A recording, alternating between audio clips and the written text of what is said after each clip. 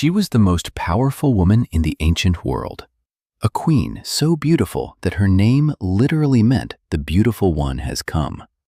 And then, without warning, without explanation, without a single historical record of her death, she vanished. Completely. Totally. As if someone had reached into history and deliberately erased her. 3,000 years later, we still don't know what happened to Nefertiti. We don't know where she is buried. We don't know if she was murdered, exiled, or transformed into something even more extraordinary. But we are getting closer to the truth. And what we are finding is far more shocking than anyone expected. To understand why Nefertiti's disappearance is so extraordinary, you need to understand who she was. Around 1370 BC, a girl of unknown origin appeared at the court of Pharaoh Amenhotep III. Her parentage is debated to this day. Some scholars believe she was Egyptian, the daughter of a nobleman named Ai. Others believe she was a foreign princess from Mitanni in modern-day Syria, sent as a diplomatic bride. What is certain is that she was spectacular. Not just beautiful, though the famous bust in the Berlin Museum makes that undeniable, but brilliant, politically gifted, and utterly fearless. She married Amenhotep IV, who would become the most controversial pharaoh in Egyptian history. Together, they would tear apart everything Egypt believed in. Egyptian art of this period shows something almost unprecedented. Nefertiti depicted at the same scale as her husband, as his equal, shown smiting Egypt's enemies, a pose reserved exclusively for pharaohs, performing religious ceremonies alone without the king present. She was not a queen in the traditional sense. She was a co-ruler, possibly more. Before we can understand the revolution Nefertiti helped ignite and why it made her so many powerful enemies, we need to understand what she was up against. Egypt in 1350 BC was the wealthiest, most powerful civilization on Earth, and it was run, in practice, by two parallel power structures. The pharaoh at the top, yes, but directly beneath him, controlling the temples, controlling the economy, controlling the flow of grain and gold, the priests of Amun. By the time Akhenaten came to the throne, the Temple of Amun at Karnak was the richest institution in the ancient world. It owned roughly 1/3 of all arable land in Egypt. It controlled the trade routes. It dispensed justice. It educated the elite. The priests of Amun were, in every practical sense, a government within a government. When Nefertiti, with Akhenaten as her instrument, dismantled it completely, taking everything from them in a single generation, she was not merely starting a religious argument. She was staging the most audacious political coup in 3,000 years of Egyptian history. And the men she dispossessed never forgot it. In the 5th year of Akhenaten's reign, approximately 1346 BC, everything changed. The pharaoh announced something that would have been unthinkable to every Egyptian alive. There was only one God. Not the thousands of deities Egyptians had worshipped for 2,000 years. One. The Aten, the solar disk, the sun itself. Akhenaten closed the temples of all other gods. He dismantled the priesthood of Amun. He built an entirely new capital city from scratch in the desert, Amarna, and moved the entire royal court there. This was not a small religious reform. This was a total annihilation of the existing order. And Nefertiti was not merely Akhenaten's supporter. The evidence suggests she was the revolution's driving force. In the new religion of the Aten, Nefertiti held a theological rank with no precedent in Egyptian history. She was depicted as a goddess, not merely the wife of the god-king, but a divine figure in her own right, interceding directly between the people and the Aten. This was not abstract theology. It was a declaration of absolute personal power. And the priests of Amun, stripped of everything, would spend the rest of their lives planning their revenge. Year 12 of Akhenaten's reign, 1338 BC. Nefertiti is at the absolute peak of her power. A great international ceremony brings foreign dignitaries from across the ancient world to Amarna. And then the first shadow falls. A plague arrives, possibly carried by those same foreign diplomats. It moves through Amarna with devastating speed. Several of Nefertiti's daughters die. The historical record grows fragmented, confused, contradictory. And then, around year 14, approximately 1336 BC, Nefertiti simply disappears from the record. No death announcement, no funeral inscriptions, no tomb prepared in her name. She is simply gone. But researchers looking carefully at what happened immediately after noticed something extraordinary. A new figure appeared beside Akhenaten, a co-regent called Nefer-Neferu-Aten, meaning beautiful are the beauties of Aten. They wore the double crown of Egypt. They performed all the duties of a pharaoh. And their name was one of Nefertiti's own official royal titles. Her full name was Nefer-Neferu-Aten Nefertiti. The co-regent who replaced the vanished queen had the same name as the queen who vanished. This is one of the most electrifying theories in Egyptology today. Did Nefertiti die in year 14? Or did she transform? Did the most powerful queen in Egyptian history step sideways into a new identity, abandoning the role of queen and becoming pharaoh in her own right? The evidence is growing that this is exactly what happened. In 2012, researcher Mark Gabold published a groundbreaking analysis of the Amarna inscriptions. He demonstrated that the erasures, the name changes, and the cartouche modifications throughout the city were consistent with a queen deliberately reinventing herself as a pharaoh, changing her title, changing her crown, keeping her power. The political logic is compelling. Akhenaten was increasingly lost in religious obsession. The empire's administration was collapsing. Egypt's foreign allies were sending desperate letters, the Amarna letters, found in the 19th century, begging for military help that never arrived. Someone had to actually run Egypt. Someone practical, politically brilliant, and utterly fearless. Nefertiti had been doing exactly that alongside Akhenaten for years. Becoming pharaoh officially may have been nothing more than the formalization of a reality that had long since existed. And the evidence that she did is carved in stone. But there is a darker theory. What if Nefertiti did not transform? She was destroyed. The priests of Amun had the motive, the means, and 15 years of burning humiliation driving them. And there was a young man at court who the priests had been carefully cultivating as their instrument of restoration. His name was Tutankhamun. When Akhenaten died around 1336 BC, the power structure of Egypt collapsed almost overnight. The boy king took the throne at approximately age 8 or 9, and immediately the old religion returned. The Aten was abandoned. The temples of Amun reopened. The name of Akhenaten was erased from every monument in Egypt, the damnatio memoriae, the damnation of memory. And Nefertiti, the ideological heart and driving force of everything the priests had suffered, had to be removed. The question that archaeologists have debated for decades is whether she was removed from power or removed from life. Some believe she was quietly exiled to a remote palace or temple. Others believe the priests of Amun, who had spent 15 years losing everything, had a very different kind of removal in mind. The city of Amarna is one of the most haunting archaeological sites in the world. It was occupied for perhaps 20 years, and then it was abandoned so completely and so deliberately that it was as if it had never existed. After Tutankhamun moved the capital back to Thebes, Amarna was not merely left behind, it was systematically dismantled. Every statue of Akhenaten and Nefertiti was smashed. Every relief was chiseled flat.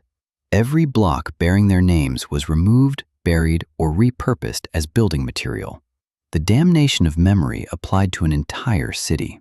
But in their haste, the workers buried thousands of objects, statues, tablets, painted fragments, in large pits outside the city limits.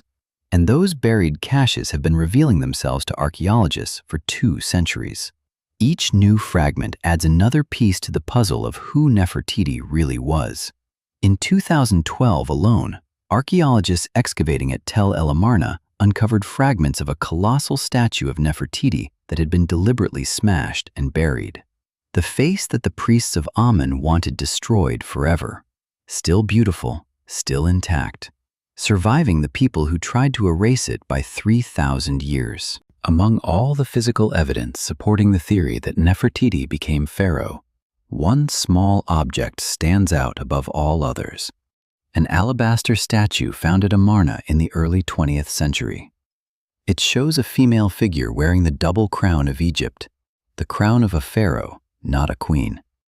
And she is depicted performing a ritual offering, an act that in Egyptian theology could only be performed by a pharaoh, not a queen, not a priestess.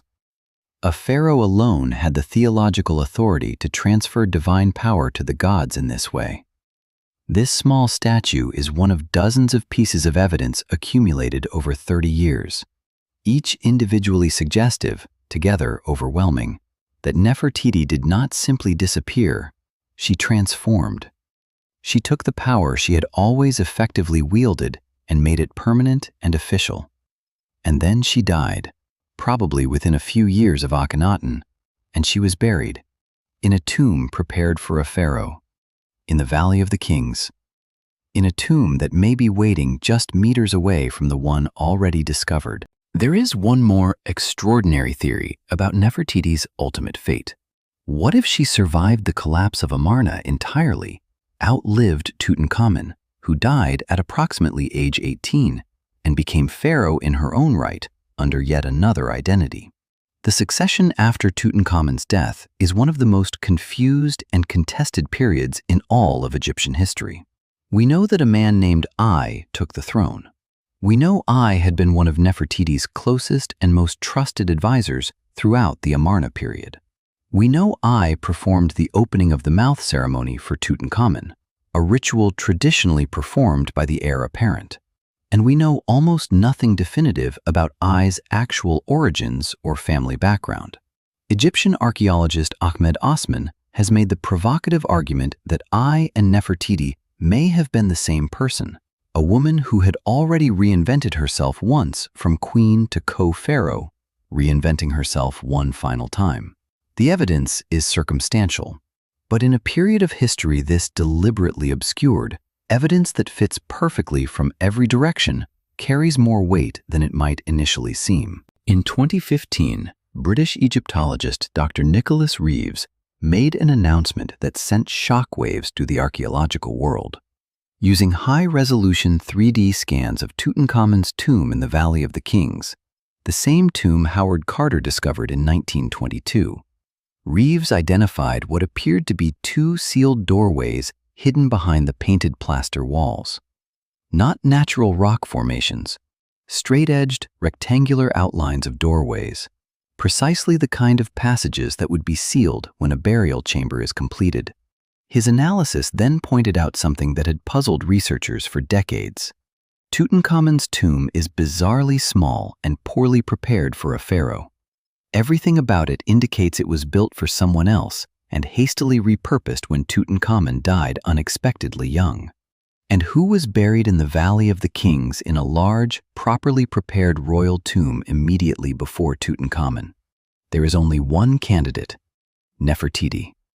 Reeves' conclusion: Tutankhamun's tomb is an outer antechamber. The real tomb, the original burial chamber beyond those sealed doors, belongs to Nefertiti.